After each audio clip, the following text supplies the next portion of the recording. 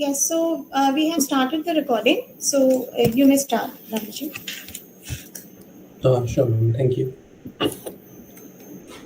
Hello, good morning, one and all present here. I, Pramjit Daya, a second year master student of Biotech Department of DTU, formerly known as DCE, welcome you all to this event on converting innovation into a startup by Dr. Saumendra Mohanty. I would request all the participants to kindly switch on your cameras. Starting with a quote by Guy Kawasaki, the co-founder of Alta. Ideas are easy, but the implementation is hard. Theory into action is the biggest challenge while converting an innovative idea into a profitable startup. The skill of entrepreneurship involves starting from scratch to the top level and scaling up the business. And innovation has been created, it is very important to understand the phases of development, difficulties encountered, and probable solutions. The Make in India project is one such initiative taken by the Indian government that encourages small startups across the nation to allow more people to gain insight into strategic planning and global competition. Thanks to Vice Chancellor Sir, Professor, university faculties, and students to actively participate and convene such insightful events, is a man behind the progressive environment at the university campus. I would like to extend my heartful thanks to Professor Praveer Kumar, HOD of the Department of Biotechnology, DTU, for providing us the opportunity to conduct such events from time to time. Proceeding forward, I would now request Dr. Ashmita Das, convener of today's event, to open the session with her USA in molecular immunology and immunotherapeutics. She has various collaborations with industries and institutes. Over to you, ma'am. Thank you, Ramji. Good morning, Professor Mohanty, our eminent speaker, our Honorable Vice Chancellor, Professor J.P. Saini, Head of the Department, Professor Praveer Kumar, all our faculty members, students, and participants who have joined through the link as well as who are watching through the live stream. As Steve Jobs said, innovation distinguishes between a leader and a follower. Necessity is the mother of all inventions. Humans have forever been faced with challenges, and facing such challenges have led to innovations. Innovation defines the quest that has driven mankind towards successful progression of civilizations all over the world. Imagine if no one had invented the wheel. We would have no pottery, no cars, food for intellectual development, which a small number of people manage who decide to solve a problem that bothers them rather than walk around it. Converting one's innovative ideas to buy food on the table and building successful enterprises is even harder. And only a very, very few people manage that. Why is that so? There are many hurdles like logistics, experience, marketability, and most importantly, financial woes that prevent brilliant ideas from becoming successful enterprises. Our Honorable Prime Minister Narendra Modi ji encouraged entrepreneurship and has initiated many projects to boost Indian startup ecosystem. Even Delhi's Education Minister, Mr. Manish Sisodia, has encouraged DTU to coach students to build startups, quoting him, Delhi technological university के students job देने वाले बने, ना कि job लेने वाले. DTU has been working keenly on this vision, and DTU Innovation and Incubation Foundation is a testimony to it. Our visionary Vice Chancellors, Professor Yogesh Singh, who initiated this project, and now under the guidance of our Honorable Vice Chancellor, Professor J.P. Saini, we strive to achieve new heights. Department of Biotechnology has a unique niche of being at the threshold of the application of technology in biological and pharmaceutical problems. Thus, has immense potential for innovation, and its application in entrepreneurial members are constantly motivating students to take up such challenges, and we are also providing technical guidance wherever solicited. The purpose of organizing Bani had predicted the success of the young entrepreneur will be the key to India's transformation in the new millennium. Now we all know how true it rings. With the expectation that today's session is a small step towards many such entrepreneurial success stories in the making. I welcome today's speaker, Professor Mohanty. Welcome, sir. Thank you so much, and it's really a privilege addressing such an eminent gathering.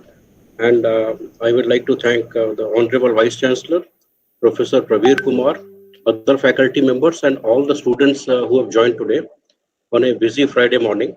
In fact, I had the chance to address some of the incubatees last month in your incubator, and I was quite impressed, frankly speaking, with the level of technology, insight, vision that such young students have demonstrated. Now, basically, what I'll do is that I'll just give you a very small, brief background about myself. I have actually been in corporate, multinational corporations, technology setups for a very long time, almost 30 years and counting. Also, I have been a serial entrepreneur for almost a decade, and I was successful in raising a fund and also do exit. And to top it all, I've also been in academics for almost 4 years now. So I have been through all the three departments of where technology is discussed and implemented. And I found that today's session was quite intriguing because it is like how do you convert innovation into a successful startup? And this topic itself is very vast. And I will do my best to do some justice to it by putting my own experiences before you guys. And maybe a couple of points may have been missed by you, overlooked by you, which you might find useful. The endeavor is to not to make it a very, it is make it in. What is the pain that the customer has and how are you solving that pain? And that comes with the market discovery, market feedback, talking to the client, because the customers will give you not only the pain that they are facing, but they will also tell you the features that can make your product much better.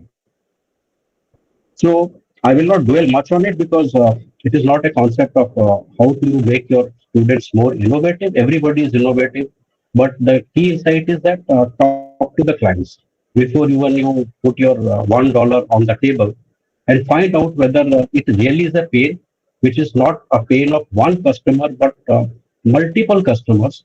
The pain should be common, and they should in future be able to pay for solving that pain.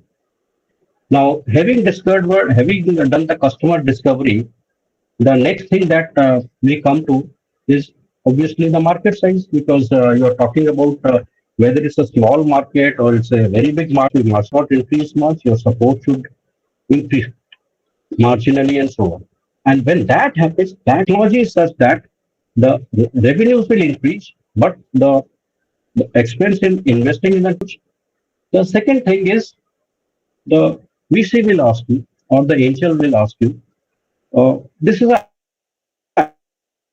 careful about sharing at the ideation stage, and nobody puts any money at the ideation stage. It used to happen about 15 years ago, maybe 10 years ago, but not anymore.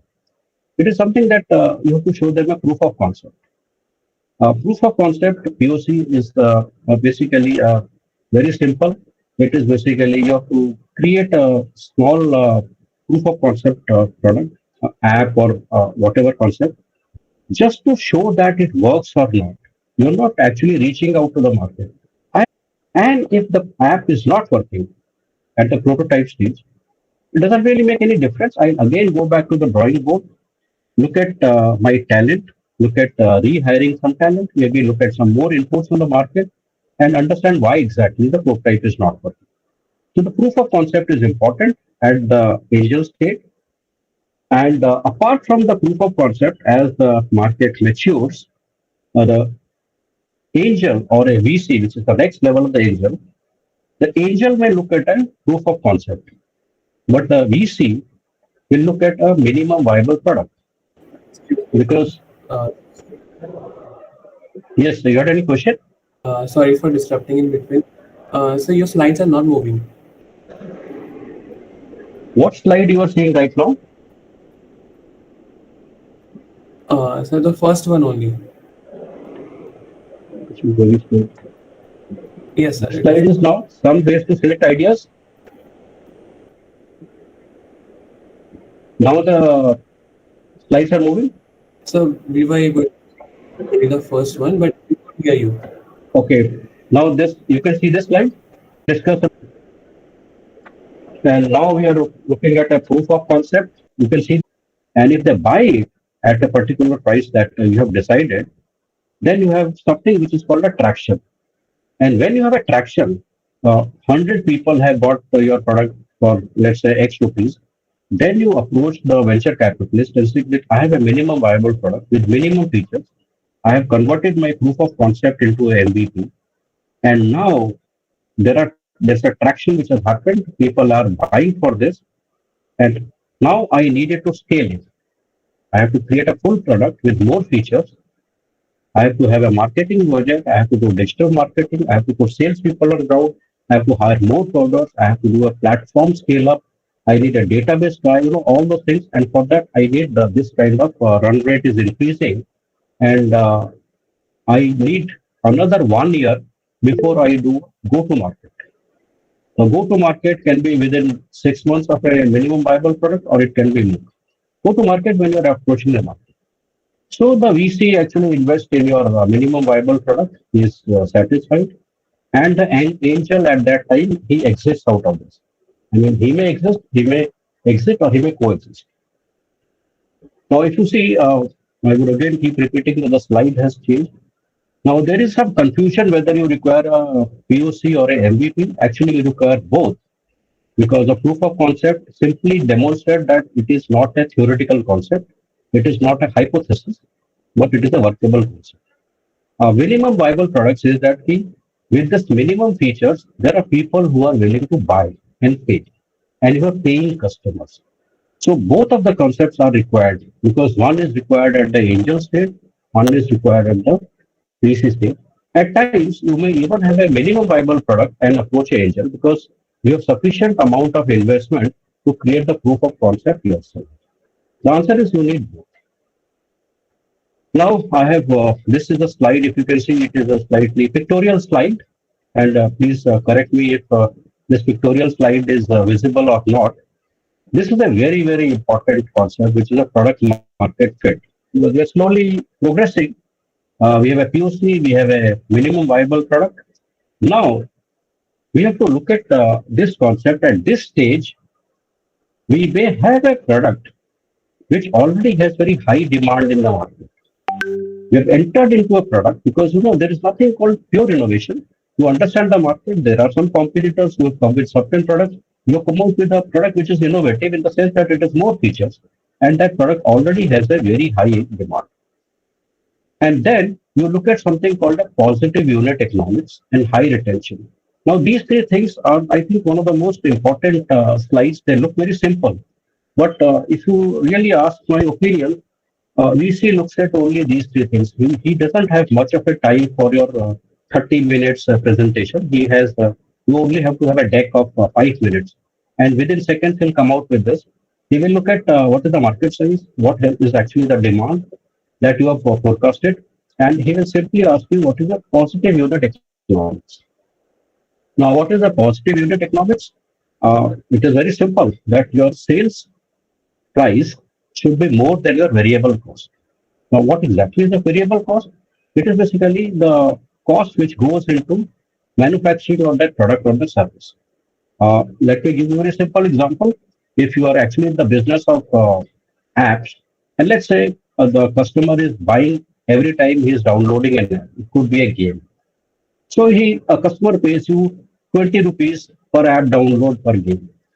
And the cost of that app download per game on the cloud is, let's say, 15 rupees. Because that's the only cost that you are bearing, the cloud cost. That is basically the variable cost. You will not take the other costs like your total sales cost, your technology cost, your platform cost, your employee cost, your office cost. These are all your other SG&A and fixed cost. You don't take that into the positive unit economics. And you say, okay, my contribution profit is 5 rupees for every sale, because my cost of carrying that unit is 15 rupees. That's what I have to pay to the cloud provider, AWS or whatever. and now the customer is paying it 20 rupees. And then you something that it is actually doing a positive contribution. And then second is basically what is the retention. Retention is that having got the customers, are they using this only one time and exiting, or basically they are using it periodically? They may not be. It may not be a subscription model where they pay you every month. It could be periodic use also, like Ola, Uber. These are periodic. These are not subscription-based model. Netflix is a subscription-based model. Now, if you see that there is a retention, means that the number of customers are plateauing after having acquired those customers. That means that you have a reasonable model, which is coupled with there's a high demand in the market. People want this kind of service from you, from others. You have a positive unit economics where your the sales value is more than your variable cost, and you have a contribution profit, and you also have a high retention. Now, these are the three things exactly which VC will see, and that determines whether he is going to invest you in or not. In the absence of any one of these three, there is a red alarm that it doesn't look like a good model to invest because let's say there is not high demand. So even if your positive unit economics is positive and you have a retention, it's not going to scale. So let's say you have high demand, but your positive unit economics is not good. That means actually you are losing money every time you are gaining a customer. So the losses will only increase. How are you going to offset those losses? Third is high retention, which means which in okay, let me change the slide. Um Retention low is something which is called in the jargon of the startup a leaking bucket. Leaking bucket is basically you have customers whom you have acquired. The cost of acquisition is high. It could be 500, 1,000, 800, depending on what is the digital marketing cost for acquiring a customer, or it could be a direct sales cost also. But he actually buys the product only once and then he leaves. He doesn't buy ever after that. So you have a leaking bucket. That means every time you're searching for a new customer and your acquiring cost is more than your actual contribution cost, contribution profit. So that is not a good model to be in at all. And a very good example is our e-commerce companies. Companies like Amazon and Flipkart, they would be spending something like, of course, they have optimized a lot of their marketing costs, but they send SMSs, they send emails, they have Google ads, they have Facebook ads, Instagram ads, they have even direct radio ads or newspaper ads. And let's say the acquiring cost of a customer is 800 rupees for these e-commerce companies. But having been a customer, you buy an item which is only 150 rupees, mobile cover, where their margin is only 15%. So obviously this is, and you're not going to buy it every time. So this is clearly a case where the contribution profit is not there, it is a loss. Variable cost is higher than the sales, and then it is a leaking bucket. So they have something which is called how much you will buy more. And they say, okay, if you are there for next 6 more purchases, because if they have got you once, they will not be acquiring you again. They will be retargeting you again for using a recommendation engine. For if you bought this, you may buy that. So when you get something like 6 or 7 purchases, then you actually break in. I mean, that's what everybody is working all the time. So net is that your contribution profit should be positive, the demand of the product should be high, and the retention curve should be flat. That is very, very important. And obviously, I am quite reasonable that if your VC is looking at all these three things, there is a very, very high chance, there's of course nothing called a sure shot, that you will be actually getting investment on this model of these three. High demand, high contribution profit, high retention. It is a very good model. Otherwise, what you do, in case you feel that there is a high demand and high contribution, but the retention is not very high, then you can resort to the paid ads. Very good example is Byju, because there the gross margin is the ad tech industry they are in. The gross margins are very, very high because suppose you are doing recorded ads, recorded teaching, like you have all this Udemy and Coursera where the professor's contribution is all recorded. Then it's already one-time investment, and then every time you acquire a customer, straight away the gross margin hits the jackpot because you are not paying the professors for every hour they are teaching online. It's a recorded course. So in case of ad tech, the gross margins are very, very high. So they can resort to paid ads. But in case your gross margins is not high, then obviously you can't get into paid ads. You have to look at virality, stickiness, organic marketing, which I'll slightly cover in case it is not a very high retention.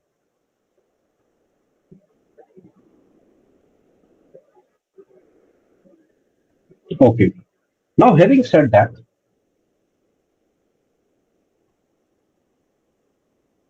you are now having a minimum viable, you have a demand and you have a contributing profit.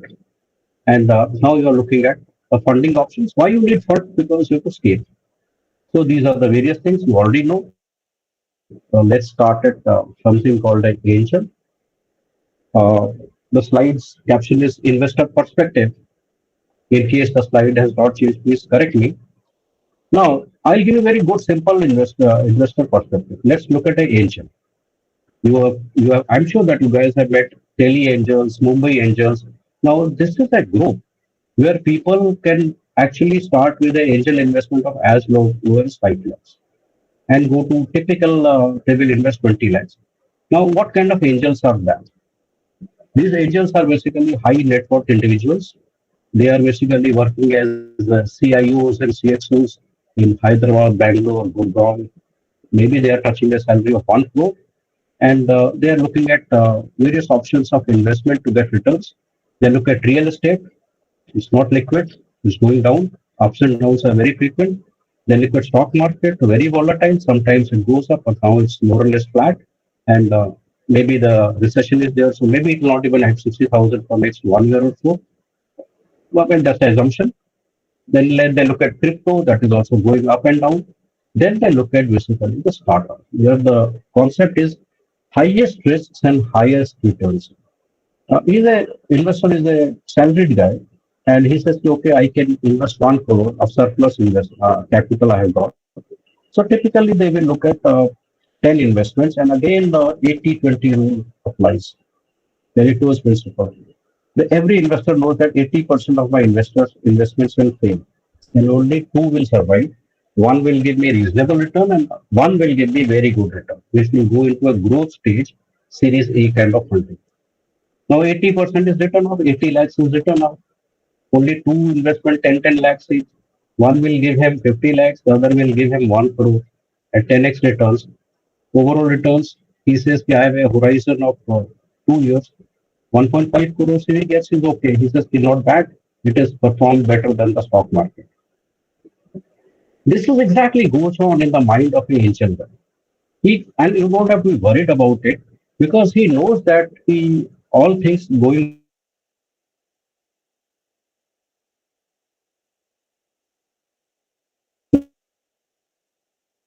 well, 80% chance. What fail is that basically you have a minimum viable product. You are not able to make a real product which you wanted within a stipulated time, and your run rate has evaporated. I mean, your expense is high and your investment is dried up. Your run rate is let's say 3 lakhs per month. You actually took an angel investment of 30 lakhs. After 10 months, your bank is dry. You still have to run a 3 lakhs, but your revenue is yet not started. We are talking about pre-revenue. Now, in that case, you go to a second angel or a small VC, and you are not getting any amount from them. So obviously, you have to close the startup at that stage. Other example could be that at that stage you got into little bit of revenue. Little bit of revenue is coming. It's not actually reached the stage where it can actually offset your expense, but some revenue is coming. So you need another 1 year run rate to add some more features to get more customers, do more marketing campaigns. but you are not getting any investments. People are not actually convinced about your retention, demand, and leaking bucket kind of concepts. So you have to close down the venture. So the angel knows that 80% will close down, two will succeed, one will marginally succeed, other will succeed very reasonably, and I will get my overall. So that's why they spread it out over 10 investments. Now, when you actually have got a product, you got the angel investment, there are three things which are there in any product. One is basically, we call it the stickiness. The other is the virality, which you keep hearing all the time. And of course, the third is basically, it's a very simple thing, which is called a paid, though I see these days mostly it is paid only. Uh, Let us go slightly one point at a time. What exactly is stickiness? Now, stickiness is then a concept which actually it becomes your habit. It will become your habit. The app will become your habit. It sticks on to you. So you have downloaded an app, Uber or a Ola. So it is your habit. Every time you are talking about ride share, you actually start doing that. You downloaded Amazon. Every time you want to buy something, it actually you go to Amazon. It is your habit. It doesn't mean it doesn't ensure that it gives you a steady cash flow. It is not a subscription model. There is not a regular recurring income, which is the most important thing is regular recurring income, but it is sticky. So that there are certain ideas which are sticky. It becomes you force a customer that that idea becomes his habit. The second is virality. Virality is what everybody desires to do. That is what everybody dreams of. Virality is basically, I am telling you to download that, and you tell three more people, and those three people tell 30 more. 30 people take 300 more.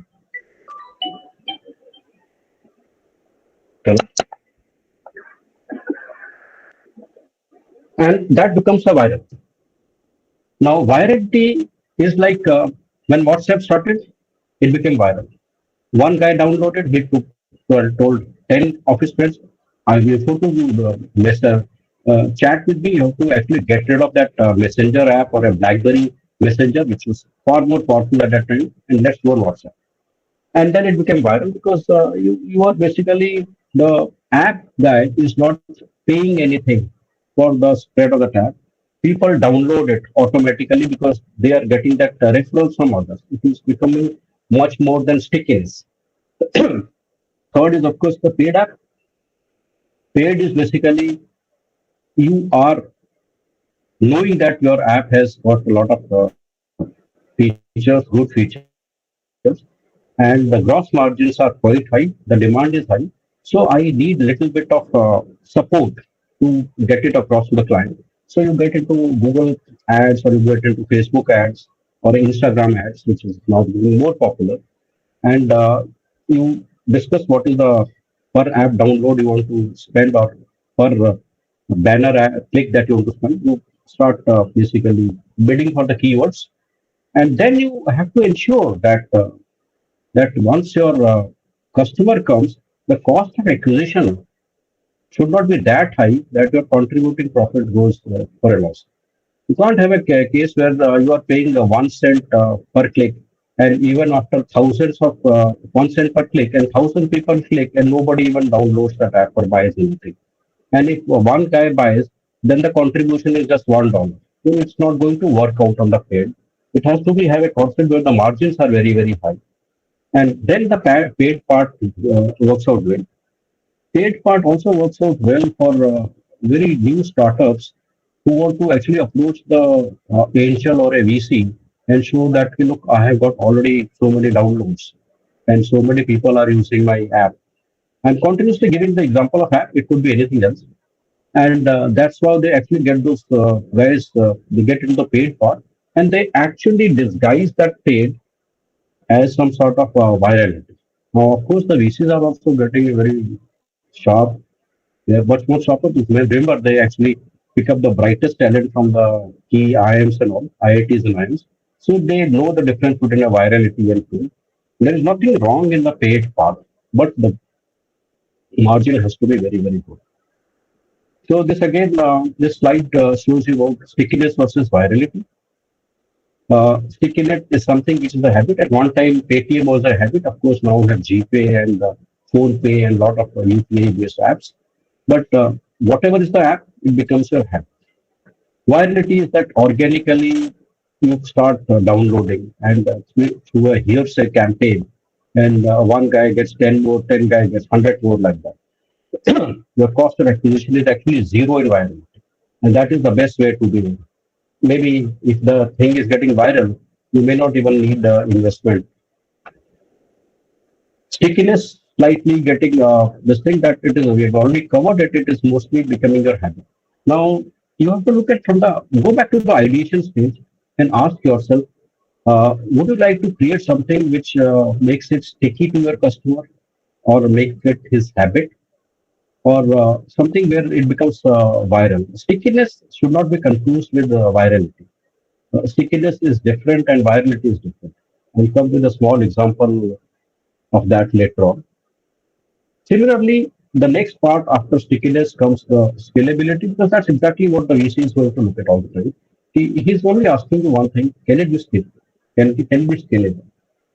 Now, there are VC who get into a real due diligence. Due diligence is a concept where actually they will actually go threadbare into your business plan, your technology plans. Business plans is easy because you can, of course, everybody makes a hockey stick business plans because you are projecting next 10 years, but they can always cross-check, validate with other industry players. Technology due diligence can be very difficult because they can actually get into your platform details, whether you have the patent rights, tomorrow there should not be any problems with that, whether you are using the right database which can be scaled or not, whether your UI UX is right, which is creating the right appeal to the users installed. Scalability means that I get 100 users, I have the same platform, I scale it to 1,000 users, I use the same platform, theoretical scalability. I get 1 million subscriber, I use the same platform. I get 10 million subscriber, I use the same platform, theoretical. That is called scalability, which means that you don't have to readjust your technology again and again when the customers increase. Something which is called economies of volume in factories, not economies of scale. It should not be economies of scale, but economies of volume. Now, scalability is purely technological, and that is what startup is all about. If you see, all startups, why do they use technology as a platform? Because they say, because I'm using technology as a platform, it can be scalable. That means when I get incremental users tomorrow, my fixed cost on the platform will be stable. It will not increase with very add-on user. Now that is what the VC will say. That look, I am investing in you because today you've only 100 customers, but you are going to, because the demand is high, you scale up to 1 million subscribers, then our profits will come. And then when the profits will come, the investments will not be that high compared to your scalability sales. Scalability is something that you have to see from two aspects. One is basically the demand of the product, which is there, the market survey that you have done, the customers that you have spoken to is very, very important. The second is basically the technology team that you have done. Whether if there are your students like from the college itself, they may not have the necessary experience of putting up a scalable platform. So when you get into the product stage from minimum viable product, you have got little bit of investment. Better to get experienced technology guys who worked on databases for 5 or more years, and they can actually create people who actually there are people who specialize in creating scalable platforms. They are the CTOs. Then ultimately, everybody puts money for future profits. Profits can be after 10 years or 20 years. It is basically a very simple thing that whatever you are making has to be profitable. That's why you made it. Though at times people lose sight on profit and the cost of valuation. Valuation and profits are two different things. They should not be confused. Most of the startups, they only talk about valuation because there's a very high chance that a startup investor, a founder like you, can exit before even your company is getting into profitability because it's like I get investment for I create a the startup. I get a angel investment of 10 lakhs at 10% equity dilution. So I say that my valuation is 1 crore. Now, after I have got a minimum viable product, I'll get a venture capitalist who will invest 1 crore for 10%. So 10 crore valuation, the angel investor exists out. Now, Series B funding can be 20 crores. At this stage, you can even walk out with your 5 crores worth of investment or maybe more than 5 crores worth of investment. And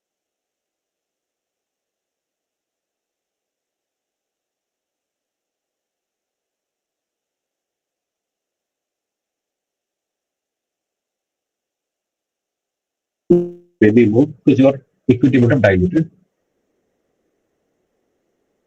Company is still in losses. The reason behind that is that if having got $17 billion and after 10 years of buying, they yet not hit the revenue market. This year they've hit the revenue market. So why is it that VCs keep on pumping money? Series A gets out, Series B comes in, Series C comes in, Series B go out. Today we are looking at Series H. So everybody has made money, but the company has not made any money. Company is still into losses. Customers are very happy because they are getting the goods and services at discounted offers. You sitting at home, you can get Swiggy and Zomato deliver even 50 rupees in this country, 40 crores. So let's say that tomorrow they say, yeah, you just give me 1 rupee per month for using my services. Obviously, you will say yes because you can't live without WhatsApp. It has become your habit. It has become sticky. You can't do with it. So, and you can say 1 rupee.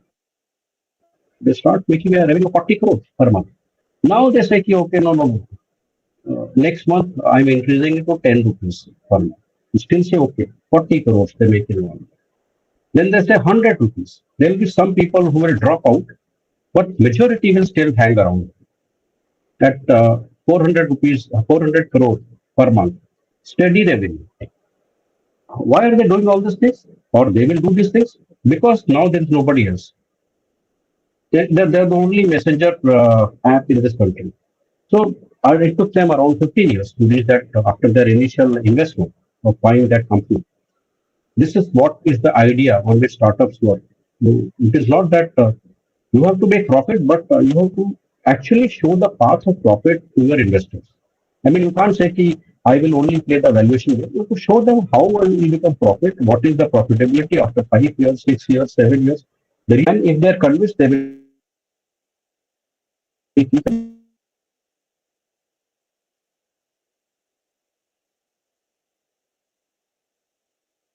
to dwell upon one of the most important things which I find in startups which I have done some few accelerators, and that is the concept of product management. Now, you would know what is the product management.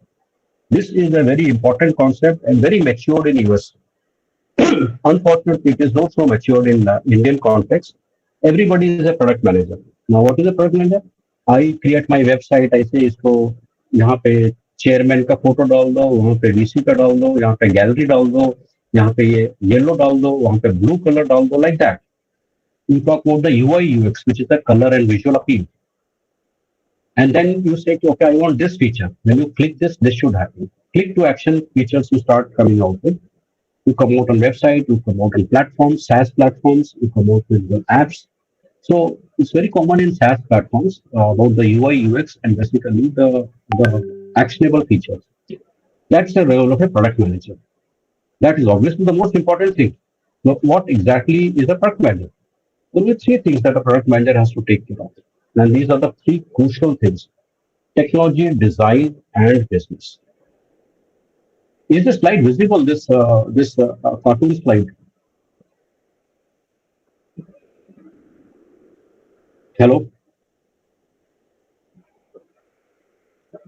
Yes, sir. Okay.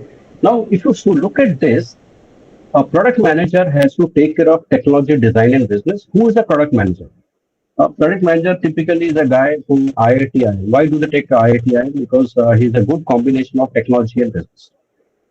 Technology, he need not be a coder, but he has to understand the technology. What should be the features of a minimum viable product?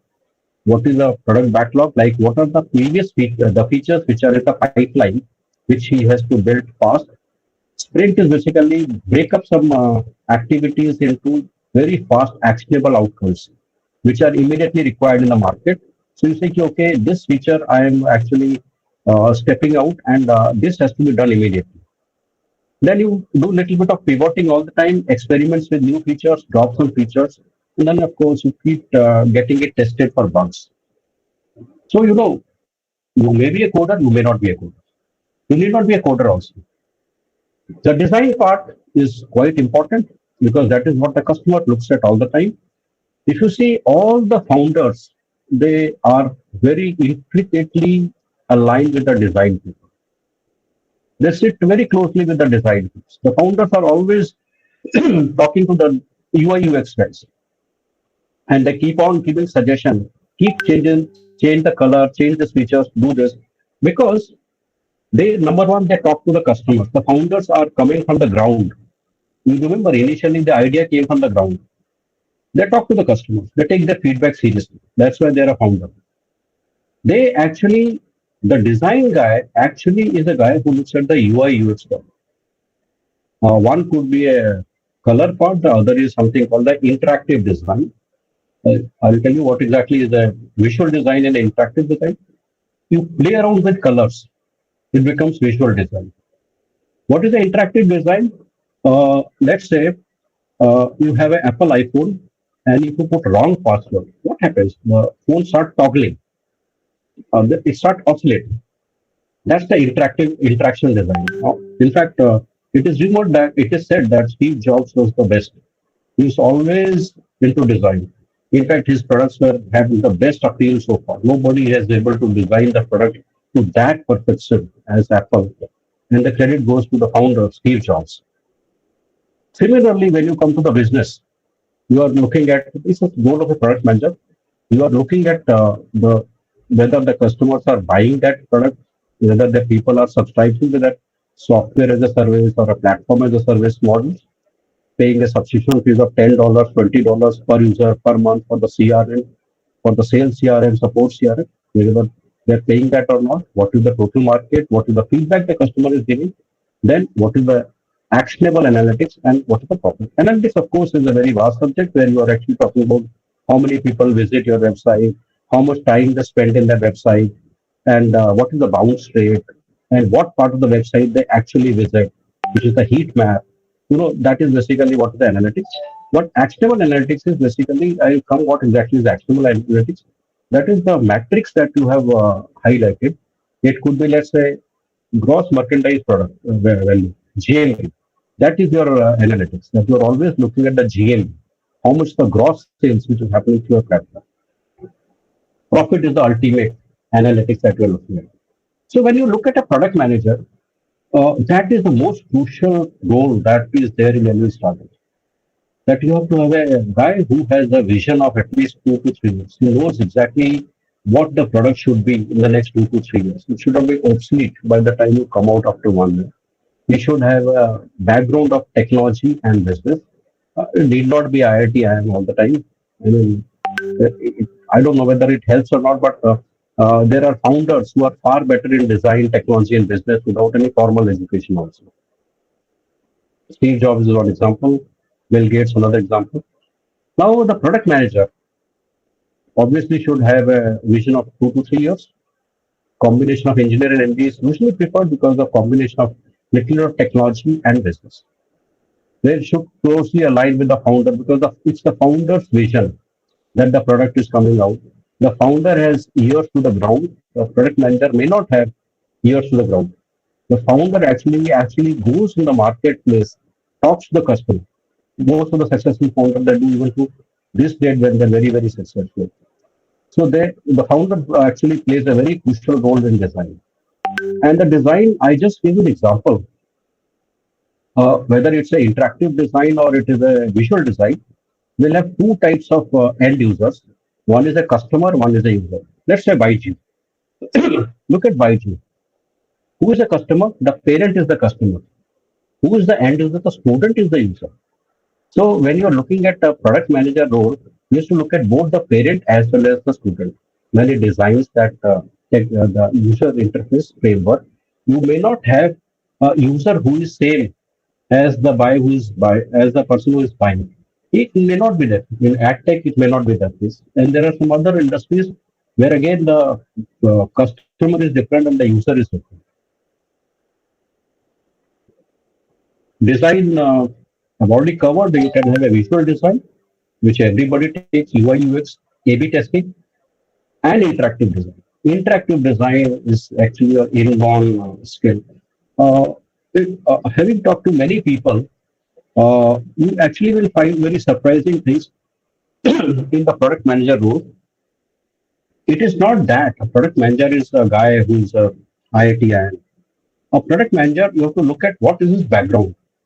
A product manager, a very good product manager is a guy who has a habit of doing things right from his childhood.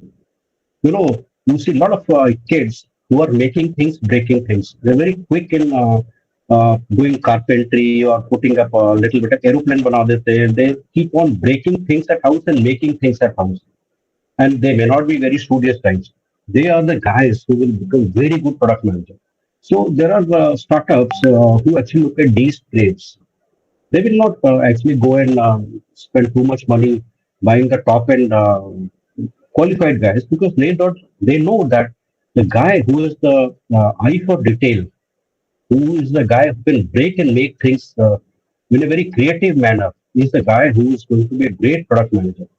My point is that the product management is very, very crucial. It happens that many a times I have seen that the founder actually is the product manager. Usually, he may not be the best guy for the job. He really is not the best guy. He has many other roles. I'll put up a startup canvas slide where I will show you there are many hats which a founder will have. So if he's a good product manager, it is a design, it's a bonus. But if he's not, he should identify early and get a product manager who's got a guy who is good in making and breaking things. Technology, of course, if you are a coder, it helps. Most of the founders have been coders, whether it's Baiju or Flipkart or Zomato, or you take any technology company, the founder has been the coder. But it is not a rule that the founder has to be a coder. You have to understand most of the things. Need not be a coder. Because otherwise, what is technology? It is basically communications using written rules only. You write a code basically. So, from the technology perspective of a product manager, he has to look at the product backlog, feature list. Should use something like project management tools. We are in software. People use agile methodology. The Scrum and Kanban are very popularly used, where multiple things are done at the same time and assembled at the end of the project, so that one is not doing in a critical path method like one thing leads to the other. If one team goes down, then the relay means the entire race is lost because of one battle getting dropped in between. But that doesn't happen in the agile methodology. Earlier, the waterfall methodology was there, which was a serial methodology. Now people are using Scrum and Kanban. So, product manager has to have all this knowledge because you have to deliver the product in time. Otherwise, the market will move ahead. From the business perspective, again, I'm talking from the product management, design, technology, and business. The third hat is business. Market feedback. The sales is continuously giving the feedback. ये feature नहीं चाहिए, and this feature is required. So you have to get the feedback, listen to the customers. You always have to listen to the customers and don't go by what you feel. Then you design what is the actionable analytics, which is actually done at the founder level. And each of the company works on a one or two metrics only. For example, if my actionable analytics is gross merchandise value, I'm a platform company, let's say Flipkart. Gross merchandise value is basically the total cost, the total gross sales. Now, out of that gross sales, I am only making 15%, but I am showing 1,000 crores in gross sales, but I am only making 15% of the 1,000. So my actual revenue should be 15%. It should be 1,000 crores. So that is basically the seller's revenue. So there's always a double counting in gross margin. The reseller sales is again counted by me. So there's always a big deal of debate whether people should be measured on gross merchandise value or actually on the profitability or EBITDA. Uh, some people actually famously said that gross merchandise value is nothing but a vanity matrix. It gives you a very false perspective, like you are discounting a product. I have a seller who sells for one mobile phone for 20,000 rupees, and I have to pay him 20,000 rupees. So obviously, I should price it at around 24,000, 23,000 on my platform, but I price it at 18,000 to get more customers, discounts. But the seller walks away with 20,000. So I am paying 2,000 of my, but my revenue is going on increasing. 18,000 into 1,000 sales I did. So the gross market merchandise value is very high, but the other thing that we discussed about the contribution profit, the sales should be more than the variable cost. Is not happening. It's a vanity matrix, but people use it at times to get to the next level of investment. So you can have many metrics. It depends on what company you are running, but you have to have one matrix where everybody is following that matrix. Sales people should talk about GMV. Marketing people should talk about GMV. Support, finance, all should be measured on whatever you are doing, how it is helping out my GMV. So instead of GMV, you can have monthly active users like Amazon. They have to be monthly active users, or you can have paid users as a matrix, or you can have weekly active users. And overall, all this matrix should make only one. All these things you are doing to make the company profitable. If it is not profitable, then you may hit the IPO. But after you hit the IPO, things take a different turn, as you can see in the case of Paytm and Zomato. They were all unicorns with basically $1 billion valuations. But the moment they hit the IPO, people start measuring the analysts. They start measuring them on the profits. And they know that the profits will not happen for another year, 2 years, 5 years. Then the stock market goes for a dip. But IPO is the last stage anyway.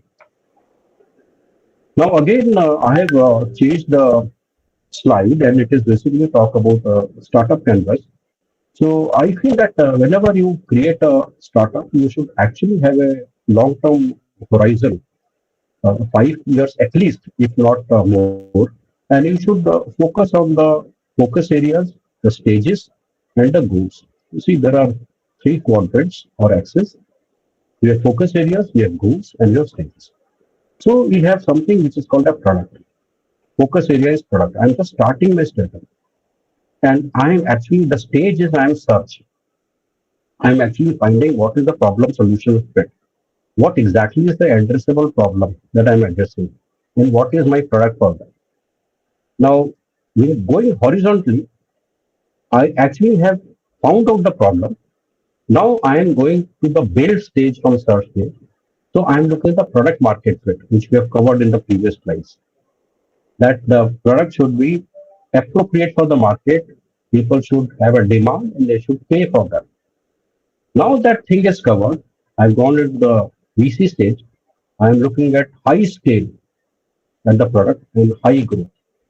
And ultimately, my goal is to build a portfolio of products. Now, coming down on the horizontal, we have people. Just a startup founder,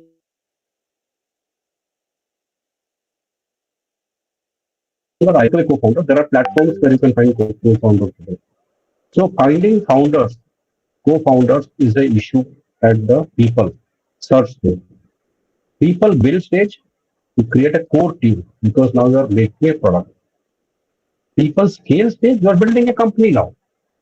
You have a HR team, you have a finance team, you have a customer support team, you have a legal team. Now it's you're building a corporation. And then the goal is to get a great culture out of it. Lastly, the investment stage. At the search stage, you are bootstrapping your own money, your dad's money, uncle's money, beg borrower scheme concept, bootstrapping. When you move from the search to the build stage, you have found an angel investor. He gives you a run rate of 1 year. Build the product in this 1 year. And then move last scale, which is the venture capitalist. You have actually built a product, you have the people, now you want to scale. And ultimately you are hitting the IP. See, all investors ultimately eye the IP because that's when people will have windfall profit. Not all startups end up in IPO. Very, very less number of startups enter into an IPO. Majority of them do not. They prefer being in a startup stage. But the problem in that is that at one particular point of time, when your valuation is very, very high, there are not enough funds available. Now, the start kind of valuation that Flipkart has entered, except maybe SoftBank or a couple of others, there are not many who can afford to buy that small equity at that high cost. So, you run out of fund houses at all it is required.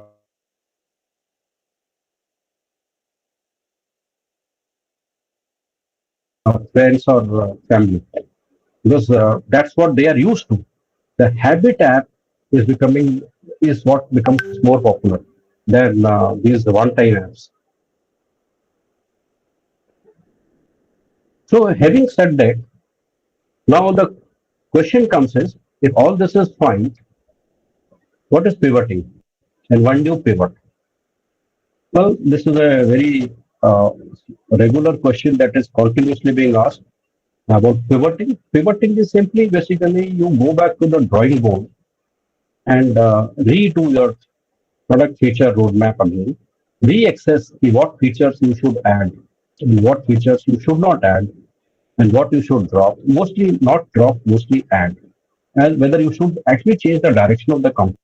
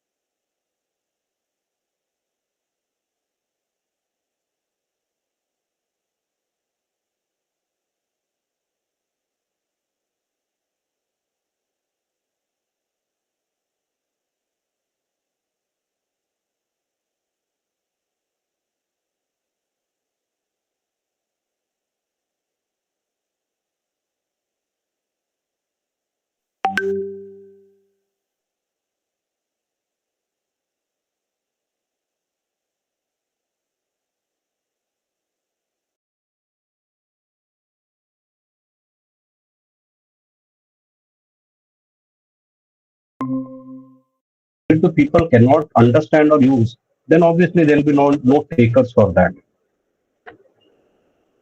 Now, having said that, let me come to a little bit about how much time it takes to get the angel funding. Typically, if all goes well, 3 to 4 months. Angel funding is not a very difficult stage because who is an angel? Everybody is an angel. Your dad is an angel. Anybody who is on a high salary is an angel. Anybody who can do with 5 lakhs to 20 lakhs is an angel. So obviously you have to hit the right people. Lalaji can be an angel. You have to meet those people, give them a pitch, and actually show them a proof of concept, maybe sometimes a minimum viable product. And then you have to tell them ki you need so much money to last 1 year to actually hit the right product. The angel is funding you because he himself is looking as an exit from the Series A fund. So they may look at, and again, they are looking at the 80-20 rule. We discussed that 80% it is going to fail. And 3 to 4 months, they will give you little bit only. You have a run rate of 2 lakhs, 2.5 lakhs. You need 30 lakhs to ride over 1 year without hitting any revenue. So that's the kind of funding you need to come out with a product. Now, when you come to institutional investors, like we're talking about the serious VCs here, it's going to get much more longer because you already crossed the angel stage. Your product is getting ready. You are already hitting the pre-revenue stage at this stage, not the actual revenue, but the pre-revenue stage. Now, at this stage, the investors will look at a lot of things like your demand, your leaking bucket, your contributing profit. Mostly, they will look at the contribution margin, contribution profit. The sales should be more than the variable cost. They are not too much worried about your other costs. Like you may have a CTO who may demand 3 lakhs a month. They may not be worried about that because that's a temporary thing. Sooner or later, he'll get replaced by somebody else. Or they may not even worry too much about some other overhead that you're looking at a fancy office and all those things. But the variable cost is of more important use to them. And it may take slightly more, even more than 20 weeks because it requires multiple layers. You have to go to a term sheet, first the analyst, then you go to the senior management, and multiple presentation, and you have to give the pitch deck. But remember, the three things that they always look for is what we decided. So, having done that, what is a valuation for a startup? Although we are all in the valuation game, we are not in the profit game. Frankly speaking, many of the startups owners that I have met, they themselves believe that they will not be there till the time it turns into profit. Everybody is playing the valuation game because everybody is trying to exit at the valuation model. Nobody is losing money on the valuation model. So there are certain positive factors and certain negative factors when you play the valuation game. From the VC point of view, the thing that they will look at when you actually they invest in you is traction, reputation, prototype, and revenue. Among from a lot of other things, these are the major 4 things that I feel that they will see. Traction is the most important. You have to have a product which has few takers who have bought. You can't have a product which has no takers and it's a jazzy product which you feel great about. If you are a paying customer and you have multiple, maybe you have 10 paying customers, 20 paying customers, that's a traction. That gives actually a trajectory to your startup. That yes, given some more features, given some more push in the market, there will be many more customers because some early customers have already bought this product. The reputation of yourself is the most important thing. Of course, you are student, so your DTU, DC background is going to be very, very important. Incidentally, my son is also a DTU product. And reputation is very important. And a lot of these VCs, they are basically from IITs, IIMs, and Delhi College of Engineering and BITS Pilani. So that should help. And there, the networking effect is very, very important because all things being equal, IIT, IIM guy who is evaluating your product as a VC will give you know that you are also an ex-IIT or ex-IIM. Similarly, if a guy is from DC in a venture capitalist, try to reach out the background check. If there are some DTU guys in VCs, then your chances of success is far higher. Everybody helps their own alumni. And it's not 100% fair market. And there's always a bias which is there from the VC point of view. They're humans at the end of the day. So your reputation, in the case of you are a serial entrepreneur, your previous venture reputation, even if it is a failed venture, if you know that what was the reason it failed and in the new venture you have taken care of those issues, you are a far better guy than a guy who has had no failed venture reputation. So failure is not a bad thing at all in the VC market. Rather, they think that you are far more learned than the guys who are not failed. Prototype, of course, is very important for the technical due diligence that you have something which is not a theoretical idea, but something which can be demonstrated. And revenues that, yes, revenue and traction is slightly different because revenues is basically you're saying that today the guy is paying $1, but actually he'll pay $10. And I'll have 1 million guys will end up paying revenue. So you create a revenue plan around that. Now, I'll just try to tell you one more thing that what the VCs see in a startup is basically a team. They should actually see typically three or four people, not one person. One person will never get funded. It is out of question. You may be the brilliant guy, but you have to have a team of three. Because one person will not have all the necessary knowledge to run a startup in a very turbulent, choppy workplace. Okay. You need to have a team. And one should be at least a technology CTO guy, definitely. That's the more important thing because everything is a platform. The second thing is age. You find it surprisingly why age is important apart from your academic credentials.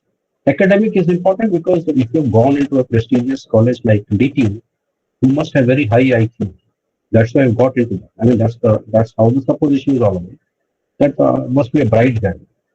Now, what they look at in the age is somebody who can be, for the lack of proper word, manipulated. Example, you come out with a prototype and or a minimum viable product, and you are seeing some early traction. And as a VC, I start telling you that now build these features and change everything, and then it will see more traction.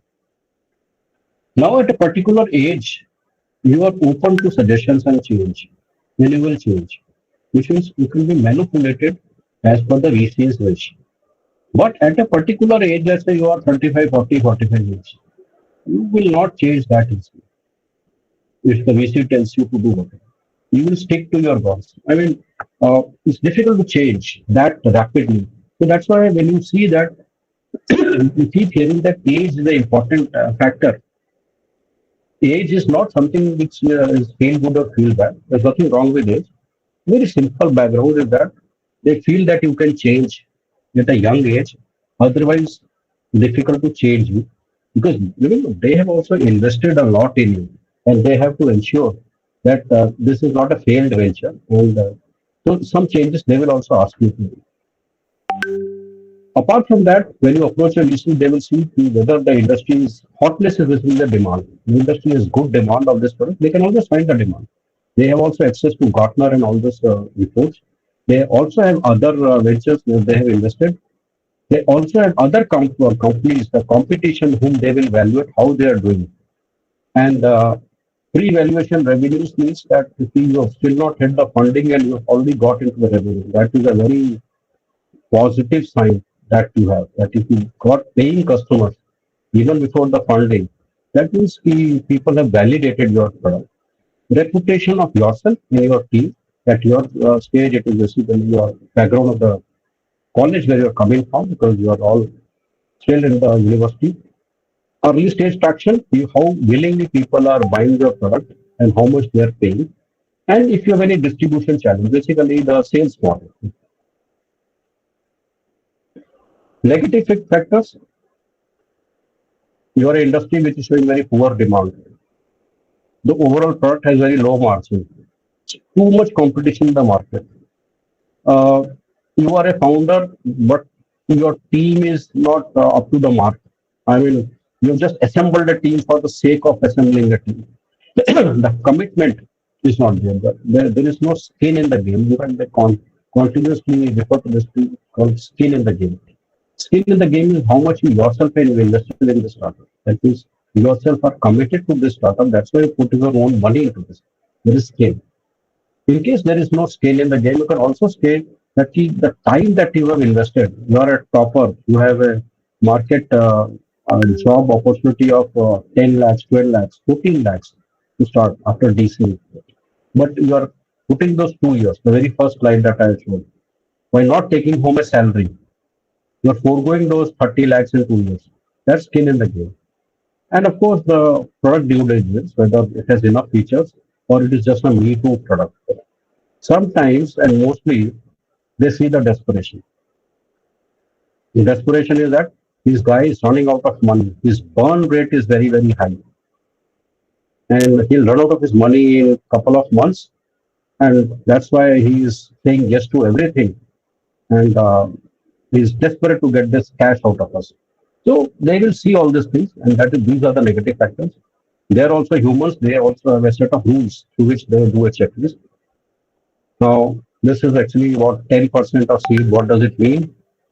You dilute 10% at idea stage or proof stage, POC stage, and somebody invests 10 lakhs in it for 10%, which means that your valuation is overnight become 1 crore. But that doesn't mean, or 10 crores if he has got 1 crore for 10% stake, but that doesn't mean that you will go out and start selling. Nobody will buy at that stage the company if you want to sell out. See, this is the most important thing where people get confused. Uh, you remember that till the series A, B, C, D, E, and G, promoters never quit. The next investor will invest in you only when they see the same promoters. Nobody likes promoters getting exit. So the promoter typically is the guy who is the last one to be exit, to make an exit. Flipkart promoters left only when Walmart bought them out totally. Walmart had their own series of process. They were into the similar business, and they did not want these promoters. And that's what they think. Okay, we'll have our own professional CEO or management.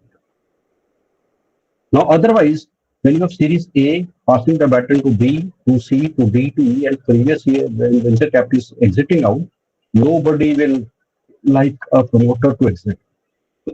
You may dilute your equity will obviously be diluted because more guys are getting into it. So you start with 100%, you may end up with less than 10% after 5 or 6 rounds of funding. But that less than 10% is maybe worth 50 crores at that point of time. So valuation is important, but it's not that you can run away home happily that I've made money. You will be able to dilute a part of it, not whole, because little bit of dilution they may also allow from time to time. You may end up getting a very high salary. As a, you may get bonuses, you may get incentives, but you will not be able to dilute. So it's just a valuation is just a paperwork. It's just a paper product for you. Lastly, I'm just coming to last. These are my last winding up slides.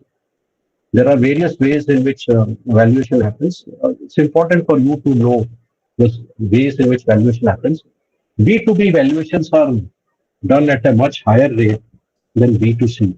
Let us take a very small example of SaaS, software as a service. All CRM, sales tools, all these are basically SaaS products. SaaS is now the hot market today because you don't buy expensive software, but you are subscribing to a software. $10, $1, $2 per user per month. Every product today becomes SaaS. From the startup point of view, you are basically talking about cloud, no capex, only opex, tremendous scale because the subscribers are increasing, but the cloud costs are not increasing to that level. It is not linearly increasing.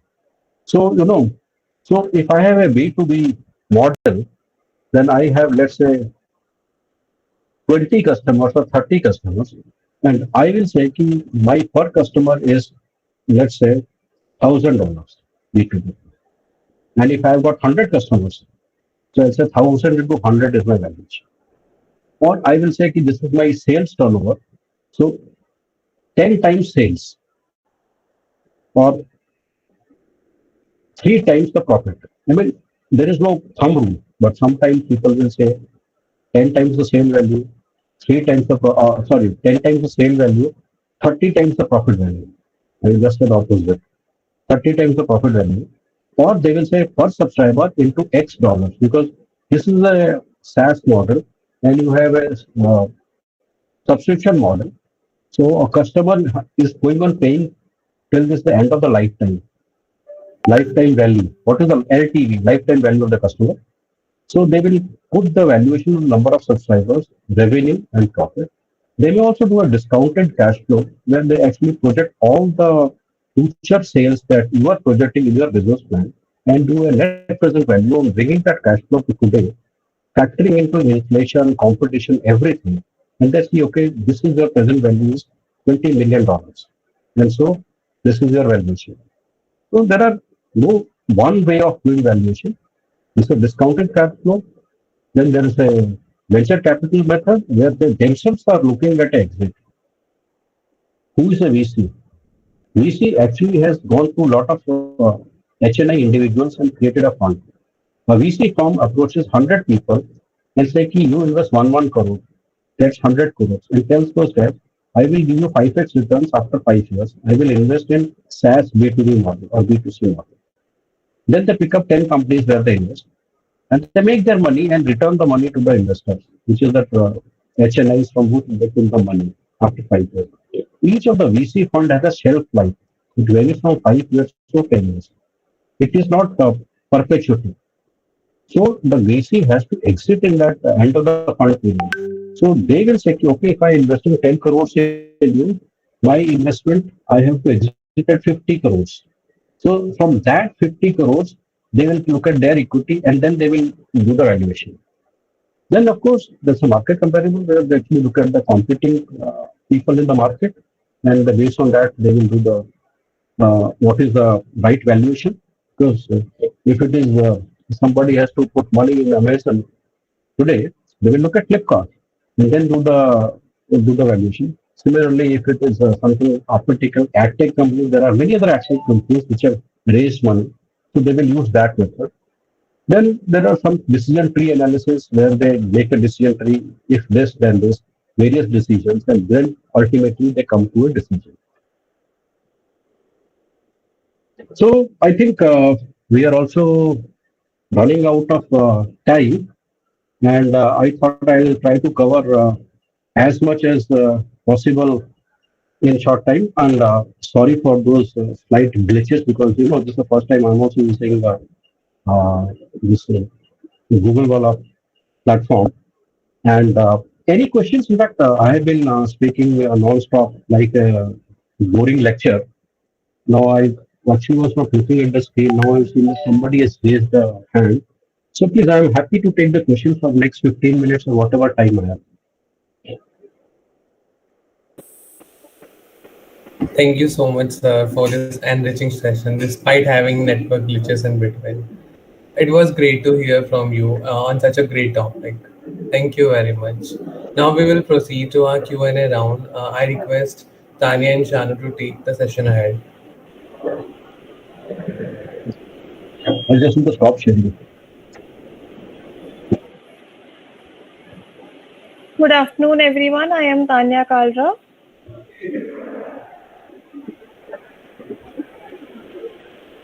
Yeah, Tanya. Good afternoon, everyone. This is Shanu Bharadwaj. So now we'll be proceeding ahead with some of the questions that we had in our mind. So, sir, you talked about unicorns.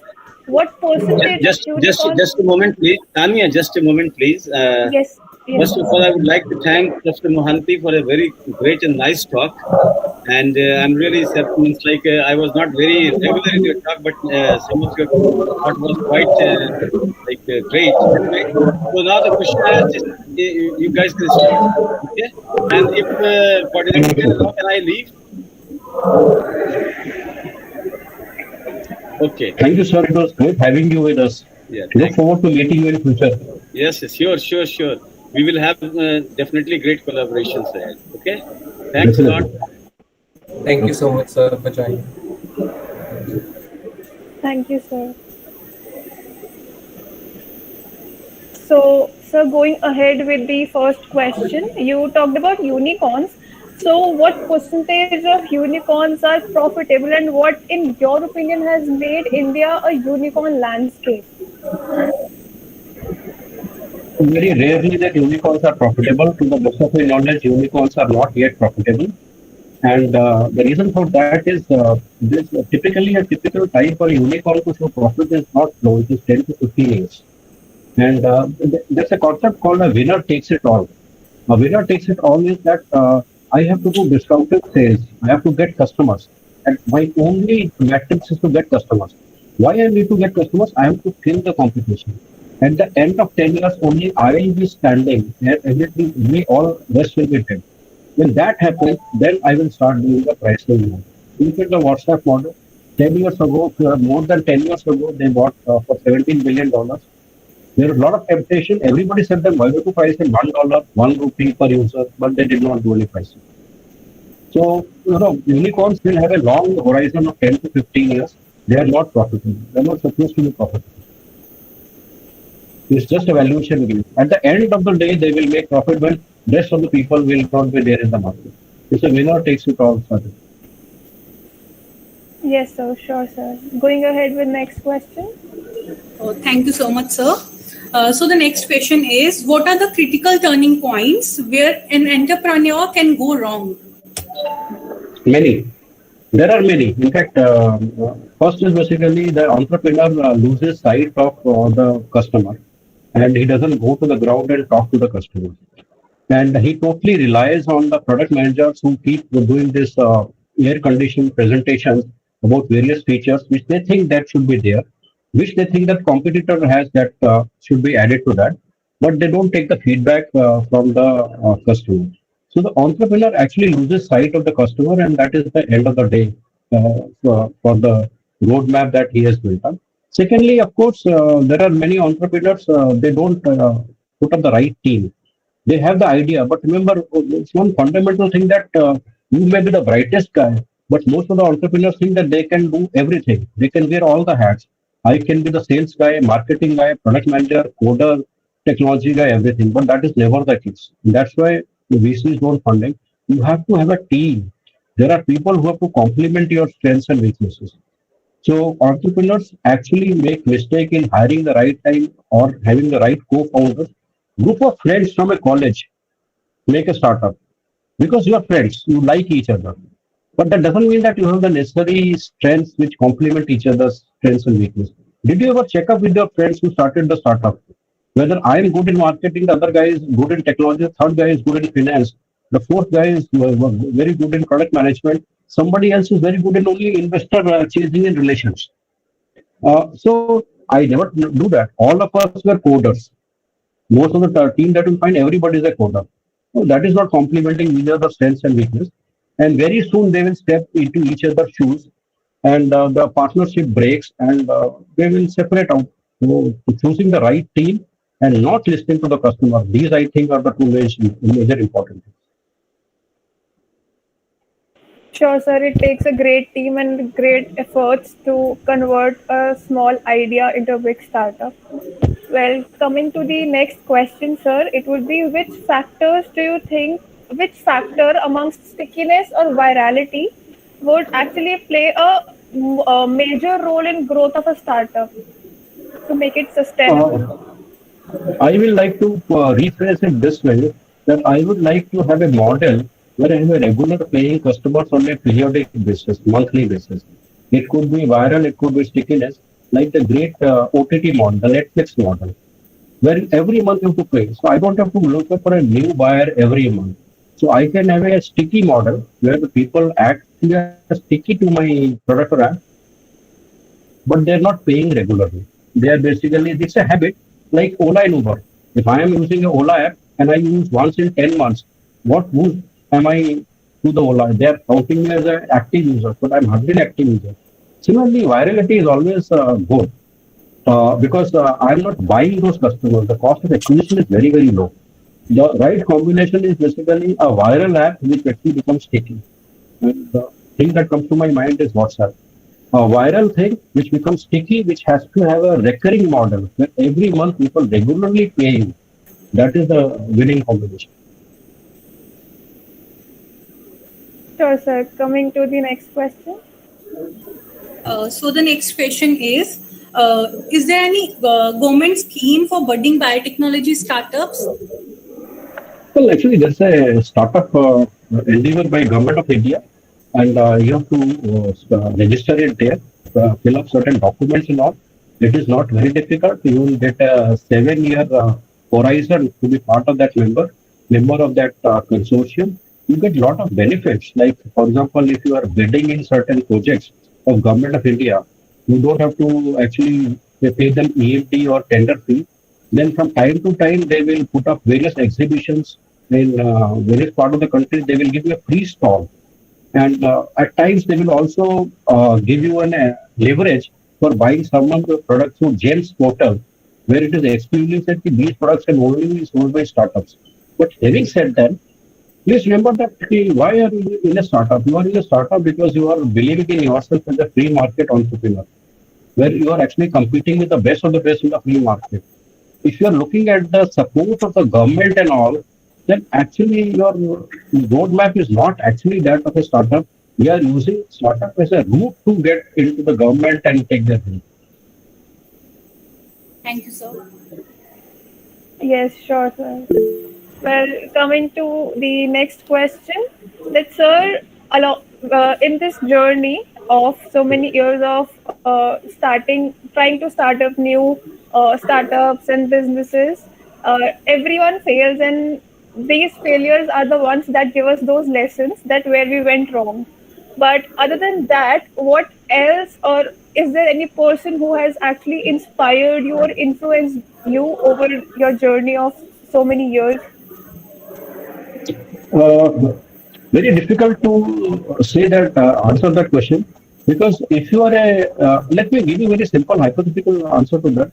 If you ever get into a startup mode yourself and you fail, you get back into a job market, but your heart will always be there as a startup. You will again turn back to becoming an entrepreneur because you are not meant to work in a 9 to 5 process driven industry.